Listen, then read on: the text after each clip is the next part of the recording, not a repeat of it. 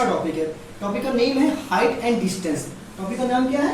Height and distance. Height and distance ये chapter ऐसा chapter है कि क्लास 10th में आना ही आना है, क्लास 9 में आना ही आना है, और बच्चे जो होते हैं इसको इग्नोर करते हैं। ये एसएससी सीजीएल में भी एक चैप्टर आता है, इससे चैप्टर से एक क्वेश्चन आना ही आना है, तो बच्चे इसको इग्नोर करें, इसको कॉन्सेप्ट को अच्छे समझे। ये चैप्टर कुछ कठिन कुछ नहीं है, सिंपल समझने वाली बात है कि हाइट एंड डिस्टेंस में होता क्या है। सिर्फ ये डायग्राम के अकॉर्डिंग पूरा चैप्टर समझाया जाता है, और क्वेश्चन जो है बहुत ही सिंपल होते हैं, ज़्यादा कठिन क्वेश्चन नहीं होते हैं। और ये एसएससी सीजीएल में आना है, क्लास 10th में आना है, तो क्लास 10th में जो अपकमिंग बोर्ड एग्जाम होंगे 2021 में, तो उसमें क्वेश्चन ये कम से कम 5 नंबर का एक क्वेश्चन आएगा।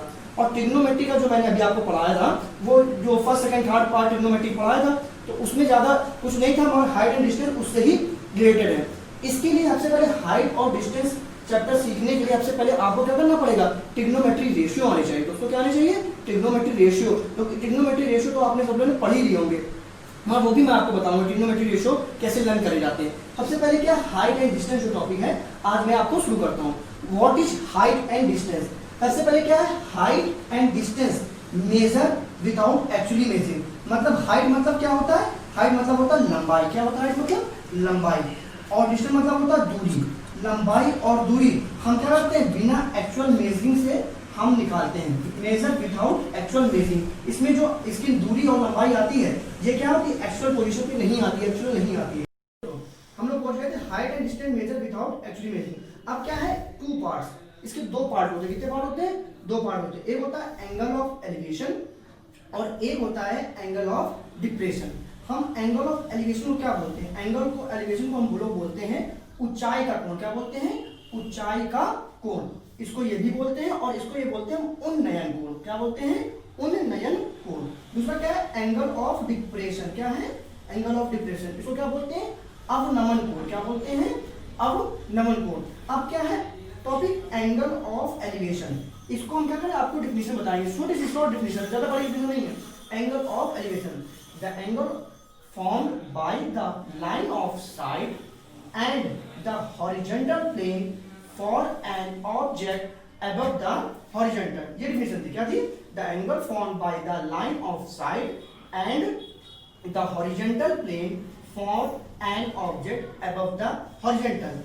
अब इसमें एक टॉपिक आया लाइन ऑफ साइट। क्या है topic? Line of site topic आया। तो सबसे पहले लाइन ऑफ साइट क्या होता है सबसे पहले समझिए।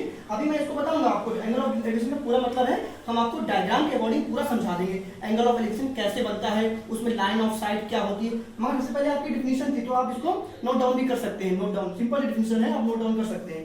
तो लाइन ऑफ साइट क्या है? The line joining the object and the eye of the observer is known as the line of sight. दो ही एंगल ऑफ एलिवेशन में एक टॉपिक था लाइन ऑफ साइट और एंगल ऑफ एलिवेशन।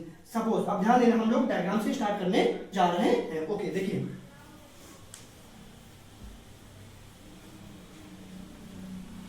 देखिए black marker ले लेते हैं।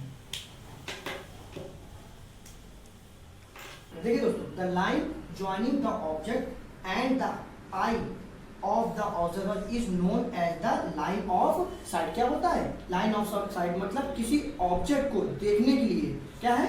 किसी ऑब्जेक्ट को देखने के लिए जो लाइन बनती है, जैसे सपोज यहाँ पर एक ऑब्जेक्ट है और इसको ऊपर देखना है। कहाँ देखना है? ऊपर देखना है। तो किसी ऑब्जेक्ट को देखने के लिए जो लाइन बनती है उसे क्या बोलते हैं? लाइन ऑफ साइट बोलते हैं। क्या बोलते हैं? लाइन ऑफ साइट बोलते हैं। तो अकॉर्डिंग टू डायग्राम, सपोज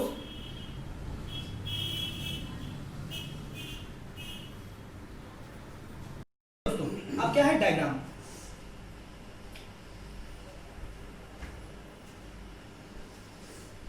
ये पॉइंट है, सपोज ए बी एंड सी। ठीक है, ये मेरी जो बी पॉइंट है, बी को हमने क्या कर लिया? आई बोल दिया। क्या बोल दिया? ये मेरी आई है। बी जो पॉइंट है, यहाँ सपोज हम लोग यहाँ पर से मेरी आंख यहाँ पर है, और ये मेरा ए जो है, ए ऑब्जेक्ट का काम कर रहा है। क्या काम कर रहा है? ऑब्जेक्ट का काम कर रहा है। सपोज एक आदमी है, उस यहाँ पर उसकी आंख यहाँ पर, एक आदमी यहाँ पर स्टैंड सपोज यहाँ पर हुआ है, और वो यहाँ पर स्टैंड, आदमी यहाँ पर स्टैंड होगा तो सपोज इतना लंबा तो होगा ही, तो यहाँ से वो देख रहा, क्या देख रहा? उसकी आंख है। अब उसका कोई ऑब्जेक्ट है, सपोज ऑब्जेक्ट यहाँ पर मान लो कोई चिड़िया उड़िया यहाँ पर है, तो क्या है ऑब्जेक्ट में, मान लो यहाँ पर ए जो है कोई चिड़िया विड़िया है या बर्ड वर्ड है, तो उसको ऊपर देखना है। अरे भैया बी को एक तरफ देखना है, ए जो है चिड़िया ऊपर उड़ रही है तो ऊपर देखना है, तो बी डायरेक्ट ऊपर तो ही देखेगा। तो जो ऊपर जब देखेगा, क्या देखेगा, जब बी जब ऊपर देखेगा, तो जो ऊपर देखेगा तो बी तो ए तो मेरा ऑब्जेक्ट हो गया, बी मेरा क्या है यार, बी मेरी आई होगी। तो जब ऊपर देखने की जो प्रक्रिया होती है, ऊपर देखने का जो रिलेशन होता है, उसे क्या बोलते हैं, हम इसको बोलते हैं लाइन ऑफ साइट। क्या बोलते हैं, इसी को, जो पॉइंट बी और ए है, तो बी और ए काम क्या कर रहा है, लाइन ऑफ साइट बना रहा है। क्या बना रहा है, लाइन ऑफ साइट बना रहा है। तो मतलब बी ने जब ए की तरफ देखा तो ऊपर देखा, तो उसे बोलेंगे लाइन ऑफ साइट। अब भैया बी है, बी को ऊपर देखना, तो बी है तो नहीं कि सी से बोलेगा कि भैया एक काम करो सी, हम तुमको देख रहे हैं और तुम इसको देख लो, ऐसा तो होगा नहीं, डायरेक्ट वो अपना ऊपर देख सकता है। तो इसका मतलब क्या है, बी जो है ऊपर डायरेक्ट देखेगा, तो लाइन ऑफ साइट बना दिया। तो अब क्या है, बी और सी और बी और ए, मतलब क्या था, एक साइड क्या थी, बी और सी साइड थी, क्या थी, एक साइड ये थी और एक साइड थी बी और ए। तो बी और सी के बीच में जो एंगल बनता है, मतलब ये वाला एंगल जो होता है, ये क्या है बोलना, हाँ देखिए बी और सी एक साइड है, ए और बी एक साइड है, तो जो इन दोनों के बीच का जो एंगल बनता है वो क्या होता है, एंगल ऑफ एलिवेशन होता है। क्या होता है, यही होता है एंगल ऑफ एलिवेशन। दोस्तों बस इतना छोटा सा टॉपिक था, लाइन ऑफ साइट ये होती है और एंगल ऑफ एलिवेशन ये होता है। बहुत सिंपल था, कुछ नहीं है। एंगल ऑफ एलिवेशन जो आपका टॉपिक है ये पूरा हुआ। बस इसी लाइन को क्या बोलेंगे हम लोग, इस लाइन को बोलेंगे हॉरिजेंटल लाइन। क्या बोलेंगे, हॉरिजेंटल लाइन बोलेंगे। क्या बोलेंगे, इस लाइन को, जो बी और सी लाइन है वो हॉरिजेंटल लाइन होती है, क्योंकि ऑब्जेक्ट, ये मेरा ऑब्जेक्ट ये था और ये मेरी आई पोजीशन थी। तो आई पोजीशन जो सीधी लाइन जाती है, जहां पर इंसान खड़ा है उसकी आई, उसकी आंख से जो सीधी लाइन जाती है उसे बोलते हैं हॉरिजेंटल लाइन बोलते हैं। क्या बोलते हैं, हॉरिजेंटल लाइन बोलते हैं। अब नया टॉपिक आपका है, कौन सा आएगा, लाइन ऑफ साइट तो हो गया, एंगल ऑफ एलिवेशन हो गया, अब बचा है आपका एंगल ऑफ डिप्रेशन। अब आपको क्या कराएंगे, एंगल ऑफ डिप्रेशन कराएंगे। Angle of depression, definition is the angle which line of sight, the angle which line of sight, क्या है, the angle which line of sight makes, the angle which line of sight makes with the horizontal throw, with the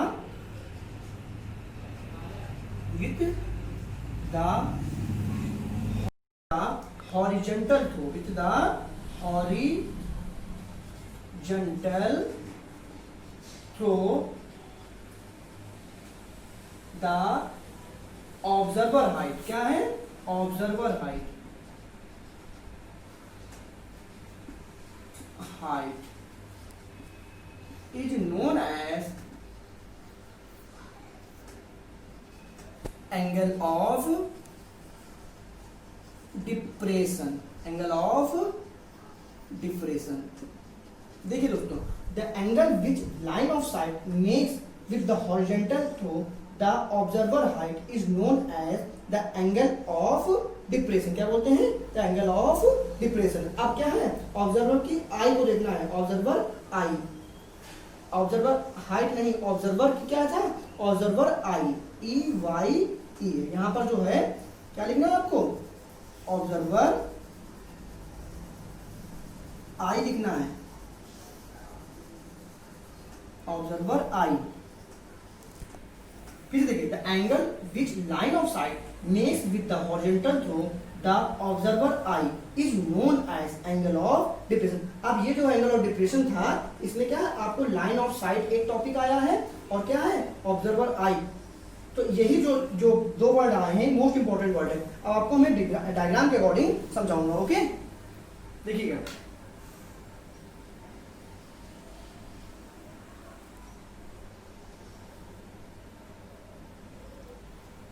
suppose, अच्छा दूसरा diagram लेते हैं दोस्तों, दूसरा diagram लेते हैं। दिख रहा है आपको अच्छे से? देखिए दोस्तों, एंगल ऑफ डिप्रेशन का समझाने का एक लाइन है, उसके बाद जेल पार्ट। सपोज यहाँ पर ए है एक पॉइंट यहाँ पर ओ है और एक पॉइंट यहाँ पर मेरा क्या है बी है। क्या है दोस्तों? बी है। ये पॉइंट क्या है हम लोग का? बी। रुके राइट करते हैं, सीरीज राइट करते हैं। बी है।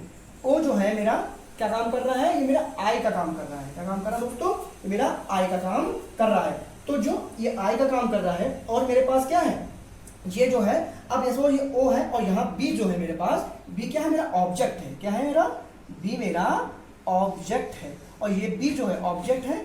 यहाँ पर कोई सपोज ये ऑब्जेक्ट है। अब ये ओ आई है, इस आई को यहाँ पर आदमी था, यहाँ पर समझो यहाँ पर मैन था, उसकी आई यहाँ पर है, उस आदमी की आई यहाँ पर स्टैंड हुआ है तो आई उसकी यहाँ पर है, उसको यहाँ पर देखना है। कहाँ देखना है? उसको इस जगह से नीचे देखना है। कहाँ देखना है? मतलब ओ को बी की तरफ देखना है, बी की तरफ देखना है। तो क्या करेंगे हम लोग? बी की तरफ देखना है तो नीचे देखेंगे। अब ओ भैया नीचे तो देखेगा, तब ओ को नीचे देखना है। ओ को कहाँ पहुँचना? ऑब्जेक्ट को देखना है तो अपनी आँख नीचे तो करेगा। तो जब आँख नीचे करेगा तो ये ओ और बी जो दूरी होगी, ओ और बी की जो दूरी होगी, यही क्या कहलाएगी? लाइन ऑफ साइट कहलाएगी। लाइन ऑफ साइट कहलाएगी दोस्तों। क्या कहलाएगी? लाइन ऑफ साइट कहलाएगी। और हमने बताया था कि यहाँ ओ से जो सीधी रेखा जाती है, ओ से जो सीधी रेखा आती है, मतलब ये जो लाइन गई है, ये जो लाइन मेरी है क्या है? हॉरिजेंटल लाइन है। क्या है? हॉरिजेंटल लाइन है। ओके, अब ये तो हमने बता दिया O A is a horizontal line, O and B is a line of sight. अब इन दोनों के बीच में जो एंगल बना, इन दोनों के जो बीच में बना एंगल, वही कह रहा है एंगल ऑफ डिप्रेशन। क्या कहलाएगा? Angle of depression. ये मतलब एंगल ऑफ डिप्रेशन का काम कर रहा है। एंगल ऑफ डिप्रेशन, बस यही था एंगल ऑफ डिप्रेशन, और कुछ नहीं था। इसको डायग्राम में के अकॉर्डिंग मैंने आपको समझा दिया। अब जो क्वेश्चन आएंगे बहुत सिंपल होंगे। मतलब ओ बी जो है लाइन ऑफ साइट हो गई और ओ ए हो गई, क्या हो गई मेरी? ओ ए जो मेरी हॉरिजॉन्टल लाइन हो गई, और कुछ नहीं। मतलब between two sides, between two side के बीच में, मतलब एक साइड ये हो गई और एक साइड ये हो गई, बिटवीन टू साइड के बीच में जो एंगल बनता है उसे क्या बोलते हैं हम लोग? उसे बोलते हैं एंगल ऑफ डिप्रेशन बोलते हैं। सपोज कोई ऑब्जेक्ट नीचे दिया है, सपोज कोई ऑब्जेक्ट क्या दिया है मेरे पास? नीचे दिया है, तो उसमें क्या करेंगे? आई को नीचे मैन की तरफ देखना होगा। आई को क्या करेंगे? सपोज ये ऑब्जेक्ट यहाँ पर है और यहाँ पर आदमी को, यहाँ आई है, आई यहाँ पर थी, तो आई को जब नीचे देखना पड़ेगा तो नीचे देखेगा ही। तो जब नीचे देखेगा तो लाइन ऑफ साइट बनेगी। क्या बनेगी? लाइन ऑफ साइट बनेगी। और आई की सीधी तरफ, आई की सीधी तरफ जो एक लाइन गई है उसे क्या बोलते हैं हम लोग? उसे हॉरिजॉन्टल लाइन बोलते हैं। क्या बोलते हैं इनको? हॉरिजॉन्टल लाइन बोलते हैं। बस ये था हॉरिजॉन्टल लाइन का। और बच्चों ध्यान दे, ये तो आपने अच्छे समझ ही लिया है। अब क्या है? जब हम ऊपर की तरफ देखते हैं, यही तो समझाया था। अब हम क्या करते हैं बच्चों? देखें, जब हम ऊपर की तरफ देखते हैं, तब ऊपर की तरफ देखते हैं तो क्या होता है? एंगल ऑफ एलिवेशन होता है। और जब हम लोग ऊपर की तरफ देखते हैं तो एंगल ऑफ एलिवेशन होता है। और जब हम लोग नीचे की तरफ देखते हैं तो क्या होता है? एंगल ऑफ डिप्रेशन होता है। बस छोटा सा टॉपिक था एंगल ऑफ एलिवेशन और एंगल ऑफ डिप्रेशन। अब इसे कुछ इंपॉर्टेंट पॉइंट है जो हम क्वेश्चन में कराएंगे, तो क्वेश्चन के पहले आपको इंपॉर्टेंट पॉइंट बता देंगे क्वेश्चन में क्या क्या चीजें यूज होंगी। ओके दोस्तों, ठीक है? देखिए दोस्तों, इंपॉर्टेंट पॉइंट है।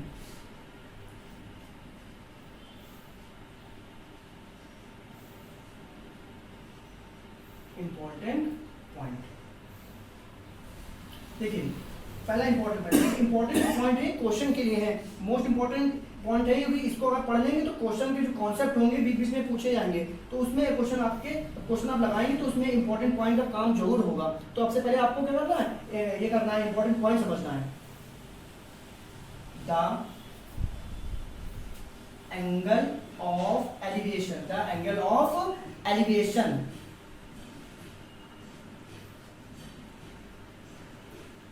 as well as angle of depression. The angle of elevation as well as angle of depression are measured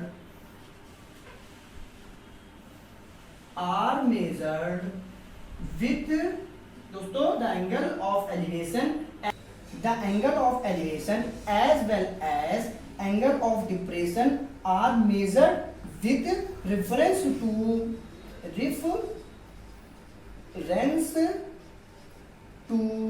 horizontal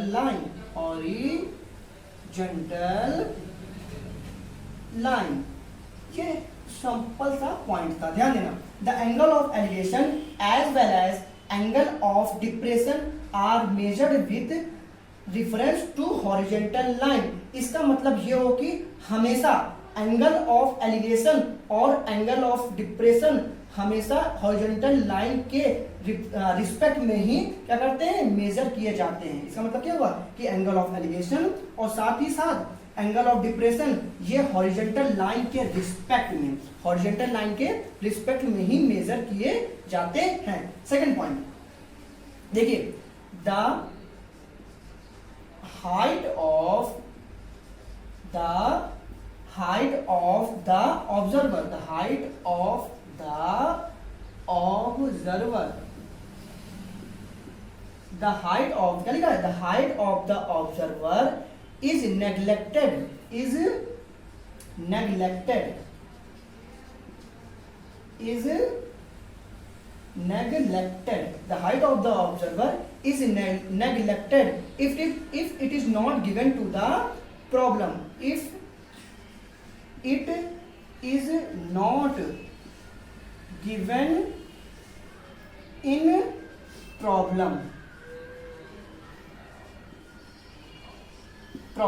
the height of the observer is neglected if it is not given in the problem। इसका मतलब ये हुआ अगर observer की height, अगर observer की क्या है, अगर ऑब्जर्वर की हाइट जो है आपके पास क्वेश्चन में, पेपर में, प्रॉब्लम में नहीं गिवन है तो हम लोग उसको कंसीडर नहीं करेंगे, उसको हम लोग कंसीडर नहीं करेंगे, उसको हम नहीं सोचेंगे। ठीक है, थर्ड पॉइंट देखिए दोस्तों, थर्ड पॉइंट ये समझ गए अच्छे से, आप क्या समझ गए, ये टॉपिक तो समझ गए होंगे, the height of the observer and not given the problem. देखिए दोस्तों इंपॉर्टेंट पॉइंट में थर्ड टॉपिक है the angle of elevation, the angle of elevation क्या है, the angle of elevation increase as the object increases as the object, the angle of elevation increase as the object moves toward the right, moves towards the right, moves towards the right of the line of sight, of the line of sight। The angle of elevation increase as the object moves towards the right of the line of sight। इसका मतलब ये हुआ कि अगर, इसका मतलब ये हुआ कि अगर आप आगे बढ़ेंगे, क्या बढ़ेंगे, अगर आप आगे बढ़ेंगे तो एंगल ऑफ एलिवेशन ही बढ़ेगा। इसका मतलब ये हुआ अगर सपोज आप यहाँ पर हैं और आपको यहाँ पहुँचना है तो जब आप आगे बढ़ेंगे, सपोज यहाँ पर आप खड़े तो आगे आप बढ़ेंगे तो एंगल ऑफ एलिवेशन ही बढ़ेगा। यहाँ पर खड़े हैं और यहाँ से आपको यहाँ जाना तो सपोज में एंगल ऑफ एलिवेशन ही बढ़ेगा। The angle of elevation increase as the object moves towards the right of the line of sight. मतलब ये हुआ कि जब आप आगे बढ़ेंगे तो आपका एंगल ऑफ एलिवेशन भी बढ़ेगा। फोर्थ पॉइंट देखिए, बिल्कुल वही डिफिनीशन है, पूरी यही डिफिनीशन है, द